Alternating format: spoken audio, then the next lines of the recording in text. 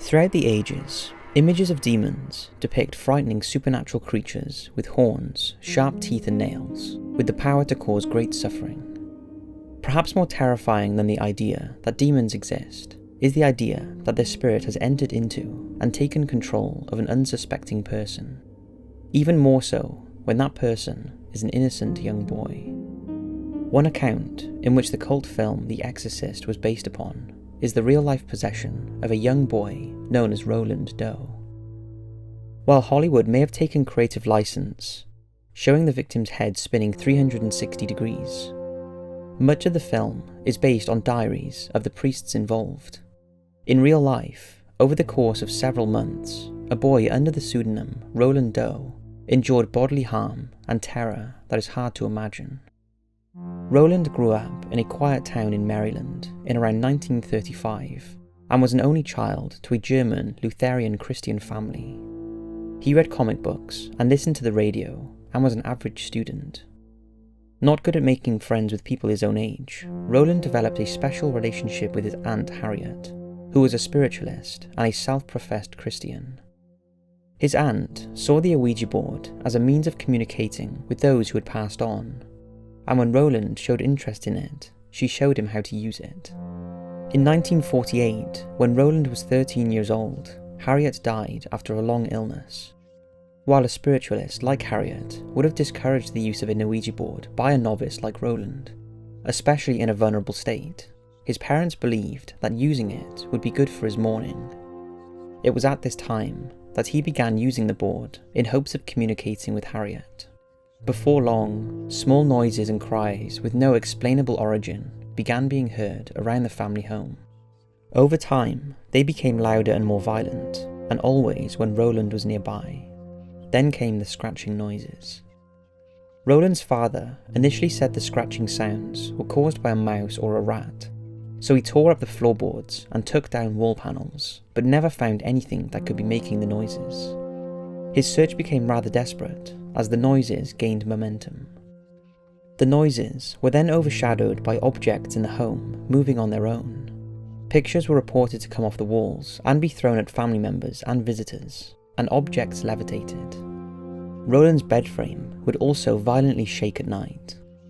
The bizarre events followed Roland to school.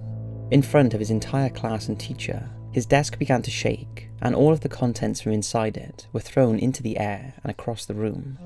His frightened parents consulted relatives and neighbours, and decided to take Roland to doctors and psychiatrists, who could offer no explanation. Finally, they went to their minister, Reverend Luther Schulze. Reverend Schulze arranged for Roland to stay in his home one night for observation, and they each slept in a twin bed in the same room. The Reverend reported vibrating sounds from Roland's bed and scratching sounds on the walls. He also witnessed an armchair in the room tip over and a pile of blankets topple on their own accord. While the events at that point were mild compared to what would later occur, as Roland had never been baptized, Reverend Schulze saw evil at work inside of him. He made arrangements to perform an exorcism inside his home and secured the assistance of several priests. After the exorcism commenced, the events escalated, and young Roland had bruises, bite marks, and inscriptions on his skin, including "Help Me," and other marks reading "Evil."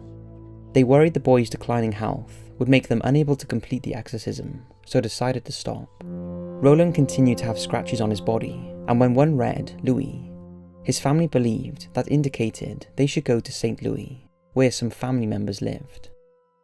After their swift move to St. Louis, the family moved into a beautiful colonial-style house on Roanoke Drive, where the exorcisms began in the same way as in Maryland, with scratches on his body and the mattress shaking.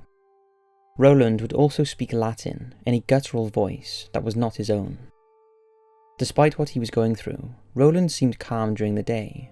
It was at night the screaming and wild outbursts began. He reacted violently when he saw any sacred object, including photos of Jesus Christ. Over a 2-month period, Roland endured between 20 and 30 rites of exorcism, when his parents had finally had enough and took him to the Alexian Brothers Hospital. But the nightly exorcisms continued.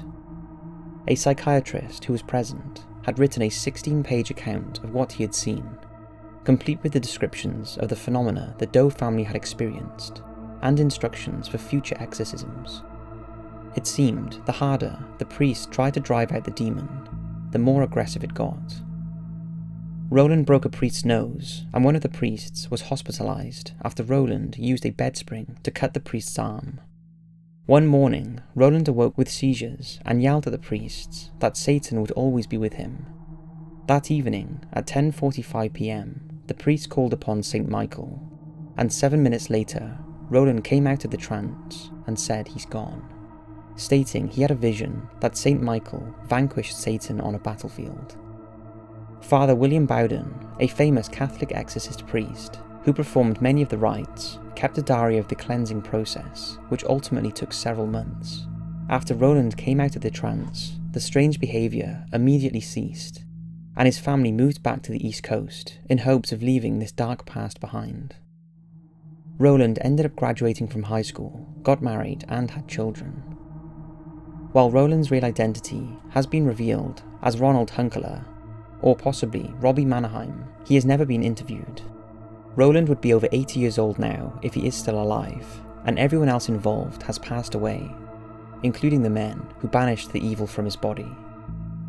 While it is said that Roland has no memory of the incidents, one wonders if his parents told him, or what he would tell others about the year of his life that was lost. It's hard to believe that one can simply put it behind them, even if they remain anonymous. In total, almost 50 people witnessed horrors of the possession and exorcisms, and many of the priests who assisted were never the same. The family's house in St. Louis is still standing. The room in Alexian Brothers Hospital was boarded up and sealed following the exorcism, then demolished in 1978. The house where the family lived in Maryland is now a vacant lot. In 1971, when Roland would have been around 35 years old, William Peter Blatty wrote the best-selling novel The Exorcist, based on the unofficial diaries kept by priests who helped Roland rid the evil from his body. This was then turned in to what has long been voted the most terrifying movie ever made.